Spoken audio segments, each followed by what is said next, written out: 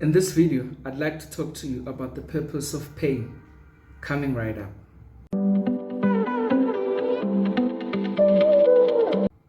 What is up, everyone? My name is KG and I'm back with another video. I'm one of the people that believe that everything under the sun has a purpose. The mosquito has a purpose. Pain has a purpose. Rejection has a purpose. Nothing exists without a purpose. So what is the purpose of pain? I'd like us to first look at it from the perspective of loss, because losing things is a painful experience, whether it's losing a job, losing friends, losing a partner, losing belongings, that you worked hard for. That experience comes with a certain level of pain. The degree of intensity differs based on each unique situation, but in general, losing things is not a pleasant human experience. But you'll find that in that loss, or in those losses, there are things that you can learn from those experiences. Sometimes we have to lose certain things in order for us to start appreciating them. We tend to ignore or take things for granted when we have them until they are taken away from us, or until we lose them. So in order for God to teach us gratitude, He often forces us to lose certain things, things that we had all along but we didn't appreciate. So there's big lessons in losing stuff. Sometimes you might have to lose everything in order for you to start appreciating what you have. Sometimes you might have to start from scratch, losing your family, losing your house, losing your car, because of certain behaviors that are counterproductive to your progress. So sometimes that reset, as unpleasant as it is, it tends to help us with perspective. It tends to help us with maturing and mastering certain lessons in life. Because when things are honky-dory, we don't learn as much. We take our friends for granted. We take our partners for granted. Our spouses, if you're married, we take them for granted until there's that shake-up to say, don't get comfortable. Complacency is one of the biggest enemies of progress.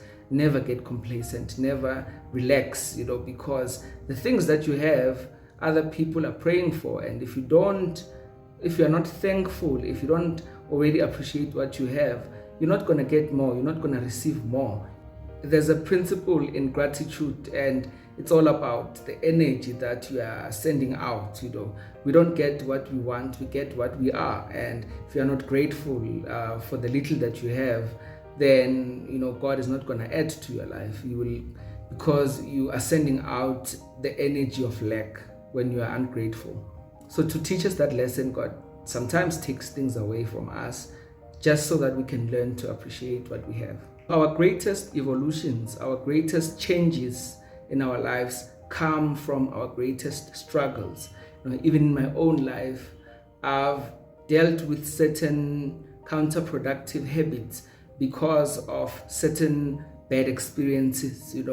When you lose certain things, when you lose certain people, when you keep getting bad results in a particular area, if your perspective is right, it forces you to change things. It forces you to change your routine. It forces you to start doing things differently, because we learn more from our struggles than we learn from things that we find easy. It is the struggles of our lives that transform us into better versions of ourselves. So whenever you are going through a painful experience, don't focus on the pain. Focus on what you are becoming through that pain. Because like I said, everything is a teacher. That pain aims to teach you something. You just need to have the right perspective about it. Let your struggles, let your challenges, let your pains serve you. Character is refined through painful processes. Character is refined through hardships, through tests, through trials. That's how you become a better version of yourself. I always say that whenever God has a vision for your life, He polishes you so that you can be the shiny jewel that He created you to become. Another analogy I can think of is the refinement of gold, or the purification of gold. That process entails putting gold through fire. When they extract gold from the ground, it comes with certain foreign elements that are not pure, certain elements that sort of devalue the resource, which is gold. So in order for the true nature of the gold to shine forth, they have to refine it by fire. That sounds like, when you're going through a bad experience, when you're going through a painful period in your life that feels like some type of fire, but it is from those experiences that we become, the shiny jewels that we're created to be. If you don't go through things, your character remains unrefined. Your bad tongue remains, your jealousy remains, your betraying tendencies remain if you don't go through anything. So if you go through certain things and you get burnt, you would know then that, I shouldn't be playing with fire. That's how we become better. As much as pain has a negative connotation, but it also has a purpose that serves. You just need to have the right perspective in order for you to then benefit from whatever it is that your pain is trying to sort of make better in your life. In the same way, whenever you fall, whenever you make a mistake, don't focus on the mistake or the fall. Focus on your comeback. Have the mindset of a champion. Have the mindset of a phoenix and rise from those ashes. Always look at the silver lining of every situation to say, I might have faltered here, I might have fallen here, I might have failed, but this is going to be a very good comeback, because now as I rise, I'm not starting from beginning, I'm now starting from experience. Now I know what I should avoid. Now I know what habits are holding me back. There are no wasted experiences if you can learn from them.